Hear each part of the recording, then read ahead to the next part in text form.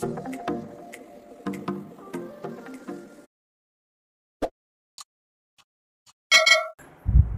প্রিয় ছাত্রছাত্রীরা, আমি দীপান্বিতা ম্যাডাম। আমার ইউটিউব চ্যানেলে নতুন আরেকটা ভিডিওতে তোমাদের সকলকে স্বাগত। আজকে বোর্ডের ছবি দেখে বুঝতে পারছো যে আমি আগ্নেয়গিরি সম্পর্কিত কিছু পড়াতে চলেছি। আগ্নেয়গিরি বা ভলকানো এটা কিন্তু আজকের আলোচ্য বিষয় নয়, যদিও ছবিটা তোমরা দেখছো একটা আগ্নেয়গিরির ছবি। তাহলে আজকের আলোচ্য বিষয় কি? আজকের আলোচ্য বিষয় হচ্ছে ইগনিয়াস রক বা আগ্নেয় শিলা।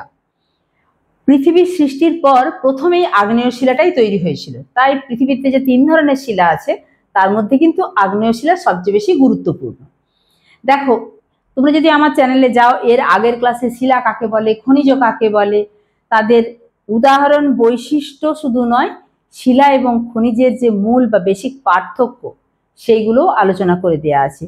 তাই অবশ্যই তোমরা চ্যানেলটা ঘুরে আসবে, সেখানে সমস্ত কিছু ক্লাস তোমাদের মতো করে তোমরা দেখে নিতে পারবে। যাই হোক, আজকে যেটা পড়াতে চলেছি সেটা হচ্ছে আগ্নেয় শিলা বা ইগনিয়াস রক। এটা পৃথিবীর সৃষ্টির পর প্রথম তৈরি হয়েছে বলে একে আদি শিলা বা প্রাথমিক শিলাও বলে। এই প্রাথমিক শিলা, এখানে যে ছবিটা দেখতে পাচ্ছি সেখানে একটা আগ্নেয়গিরির ছবি, যেখানে ভূ অভ্যন্তর থেকে ম্যাগমা বাইরে বেরিয়ে আসছে। এই অংশটাকে কি বলে? এই অংশটাকে বলে জ্বালামুখ। এবং এইটা দিয়ে যে ম্যাগমা বাইরে বেরিয়ে এসছে, বাইরে যখনই চলে আসছে তখন তাকে বলছে লাভা। এবং এই যে বাইরের লাভা প্রবাহ, তখন যে আগ্নেয় শিলা তাকে বলছে কি? নিঃসারী আগ্নেয় শিলা। আমি সমস্ত কিছুই তোমাদের নোটসের মধ্যে দিয়ে রেখেছি। বা এটা হচ্ছে এক্সট্রুসিভ।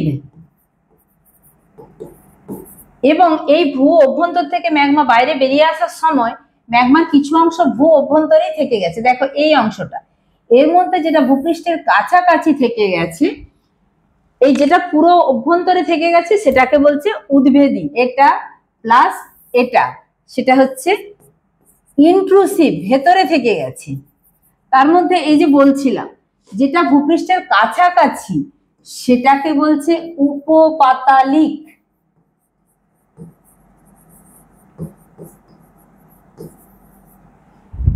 আর যেটা ভূগর্ভের একদম 10 কিলোমিটার বা তারও নিচে রয়ে গেছে সেটা পাতালিক।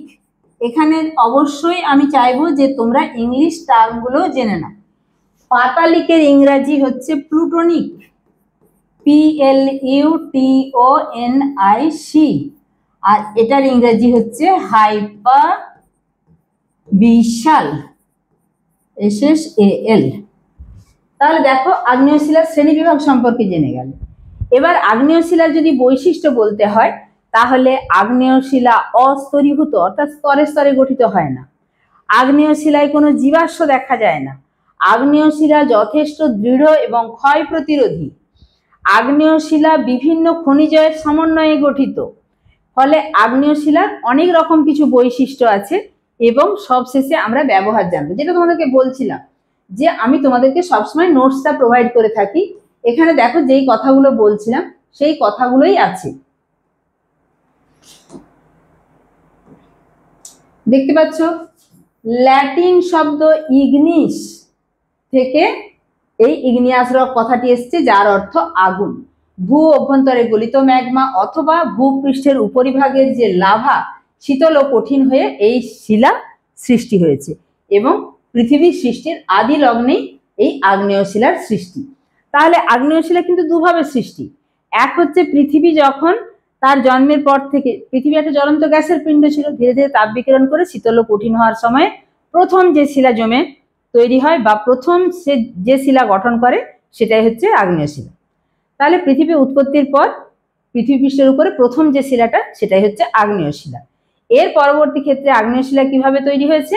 না, ভূ অভ্যন্তরস্থ ম্যাগমা ভূপৃষ্ঠের কোনো দুর্বল ফাটল দিয়ে বাইরে বেরিয়ে এসে ভূপৃষ্ঠের উপর জমে আগ্নেয় শিলা তৈরি করেছে। আমি তো ছবিটা আগেই দেখালাম। এরপরে যদি প্রধান প্রধান বৈশিষ্ট্যতে আসি, আমি আগেই বলছিলাম অস্তরীভূত। একটু পেনটা নিয়ে নিই। অস্তরীভূত এই শিলাগুলির কোনো নির্দিষ্ট স্তর থাকে না, কারণ এগুলি গলিত অবস্থা থেকে সরাসরি কঠিন হয়েছে।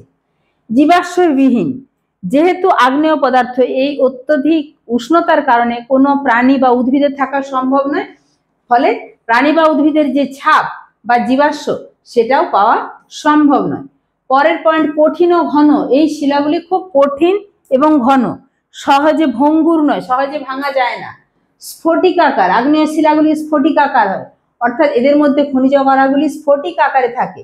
কণার আকার শীতল হওয়ার হারের উপর নির্ভর করে।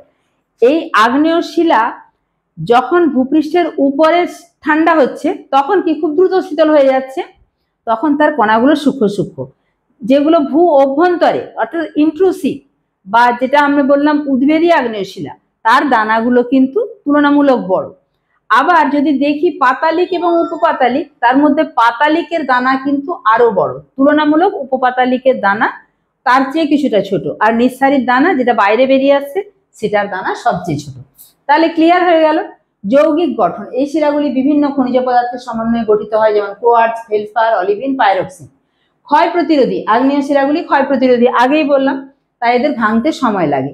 রন্ধ্রবিহীন বা কম রন্ধ্রযুক্ত, তাই এদের প্রবেশ্যতা কম এবং কাঠিন্য বেশি, অর্থাৎ তার মধ্যে কোনো ছিদ্র বা ফুটো ফুটো থাকে না, ফলে একদম কম্প্যাক্ট, ফলে কঠিন হয় এবং ক্ষয় প্রতিরোধী। আগ্নেয়গিরির কার্যকলাপের সাথে সম্পর্কিত, আগ্নেয়গিরির কার্যকলাপের সাথে সরাসরি সম্পর্কিত, তাই আমি প্রথম ছবিটাই শুরু করেছিলাম আগ্নেয়গিরি দিয়ে। শ্রেণী বিভাগ, এটা আমি আগেই আলোচনা করেছি। প্রধানত দুটি শ্রেণীতে ভাগ করা যায়। নিঃসারী আগ্নেয় শিলা, যেটাকে এক্সট্রুসিভ বলছে, যে শিলাটা ভূপৃষ্ঠের উপরে বা ভূত্বকের উপরে এসে শীতল ও কঠিন হয়ে গঠিত হয়, তাকে বলে নিঃসারী আগ্নেয় শিলা। তার উদাহরণ, এখানে উদাহরণগুলো ভীষণ গুরুত্বপূর্ণ যে কোনো পরীক্ষার জন্য। Basalt, rhyolite, andesite, pumice, obsidian. আমরা এই পিউমিসের ব্যবহার জানবো, সমস্ত কিছু, ব্যাসল্টেরও ব্যবহার জানবো। আগে একটু ভাগগুলো দেখে নিই। উদ্বেদী বা অনুপ্রবেশকারী আগ্নেয় শিলা, যে শিলাগুলি ভূত্বকের গভীরে ম্যাগমা ধীরে ধীরে, মানে যেটা আগেই বললাম ভূপৃষ্ঠের গভীরে ধীরে ধীরে শীতল হচ্ছে। এর উদাহরণ গ্রানাইট, ডায়োরাইট, গ্যাব্রো, পেরিডোটাইট। কিন্তু একে আবার দুটো ভাগে ভাগ করা যায়। সেটা কি না, একটা হচ্ছে পাতালিক, যেটা অনেক নিচে 10 কিলোমিটারেরও বেশি গভীরতায় থাকে। আরেকটা হচ্ছে উপপাতালিক, ভূপৃষ্ঠের খুব কাছাকাছি থাকে। আমি এই ছবিটা একটু দেখিয়ে নিই। দেখো, এখানে একটা আগ্নেয়গিরি দেখানো হয়েছে, যেখানে ভূপৃষ্ঠ, তার উপরে এখানে লাভা বাইরে বেরিয়ে আসছে। এটা ক্র্যাটার, ক্র্যাটার মানে জ্বালামুখ, যেই মুখটা দিয়ে ম্যাগমা নির্গত হয়। এখানে লিখেছে if filled with water A crater lake is form, অর্থাৎ এই ক্র্যাটার যদি জল দ্বারা পূর্ণ হয় তখন কিন্তু ক্র্যাটার লেক বা জ্বালামুখ হ্রদ তৈরি করে। এখানে কিভাবে ছাই বেরিয়ে আসছে, লাভা কিভাবে বেরোচ্ছে দেখানো হয়েছে। আচ্ছা, উদ্বেদী আগ্নেয় শিলা, তার যে ভাগ দুটো, পাতালিক, তোমরা স্ক্রিনশট নিয়ে নিতে পারো বা স্ক্রিনটাকে স্টপ করিয়ে তোমরা লিখে নিতে পারো। লিখে নেওয়াটাই সবচেয়ে বুদ্ধিমানের কাজ, তোমাদের পরীক্ষার জন্য নোটসটা রেডি হয়ে থাকবে। উপপাতালিক শিলা আমি আর বলছি না, কারণ এটা আমি বুঝিয়ে দিয়েছি, তোমরা নোটসটা এখান থেকে স্ক্রিনশট নিয়ে নিতে পারো। উপপাতালিক শিলার উদাহরণ, এই উদাহরণটাও বলে এলাম, তাই সরাসরি চলে যাচ্ছি ব্যবহারে। নির্মাণ শিল্পে গ্রানাইট, ব্যাসল্ট ইত্যাদি শিলাগুলি নির্মাণ কাজে, যেমন বাড়ি, সেতু, রাস্তা, মেঝে, রান্নাঘরের কাউন্টার টপ ইত্যাদির জন্য ব্যবহৃত হয়। এদের কাঠিন্য এবং স্থায়িত্বের জন্য এগুলি খুব জনপ্রিয়। ভাস্কর্য ও স্মৃতিস্তম্ভ, গ্রানাইট তার দৃঢ়তা এবং পালিশযোগ্যতার কারণে মূর্তি এবং স্মৃতিস্তম্ভ তৈরিতে ব্যবহৃত হয়। প্রাচীন সভ্যতায় ডায়োরাইট ভাস্কর্য ও আলংকারিক শিল্পকর্মে ব্যবহৃত হতো। ঘর্ষণকারী পদার্থ, যেটা পিউমিসের কথা বলছিলাম, ঝামা পাথর, আমাদের সহজ বাংলায় যাকে বলি ঝামা পাথর, যেটা ত্বকের যত্নে স্ক্রাব করার জন্য ব্যবহার করা হয়। তাই ঘর্ষণকারী পদার্থ হিসেবে, গয়না হিসেবে ব্যবহার করা হয় কি, পেরিডোটাইট থেকে প্রাপ্ত পেরিডট গয়না হিসেবে ব্যবহৃত হয়। তাছাড়াও কিন্তু মূল্যবান খনিজ সম্পদ পাওয়া যায়। আগ্নেয় শিলায় সোনা পাওয়া যায়, রূপা পাওয়া যায়, তামা, নিকেল, ক্রোমিয়াম ইত্যাদি মূল্যবান খনিজ দ্রব্যগুলো মূলত আগ্নেয় শিলা থেকেই পাওয়া যায়। তাহলে আমরা আগ্নেয় শিলার সংজ্ঞা, তার শ্রেণী বিভাগ করে প্রত্যেকটি ভাগের উদাহরণ, শুধু আগ্নেয় শিলার উদাহরণ নয়, তার প্রত্যেকটি ভাগের উদাহরণ, এমনকি আমরা আগ্নেয়গিরি সম্পর্কেও কিছু তথ্য জানতে পারলাম। আর জানতে পারলাম আগ্নেয় শিলার যে ব্যবহার। তাই ভিডিওটা যদি ভালো লাগে, আবারও রিকোয়েস্ট, একটা লাইক করো। যেহেতু প্রচুর ইনফরমেটিভ ভিডিও, বন্ধুদের মাঝে শেয়ার করে দিও। চ্যানেলে নতুন হয়ে থাকলে চ্যানেলটা সাবস্ক্রাইব করে পাশে থাকা বেল আইকন প্রেস করে নোটিফিকেশন অল করে দিও। দেখা হচ্ছে পরের ভিডিওতে। সবাই সুস্থ থাকবে, ভালো থাকবে।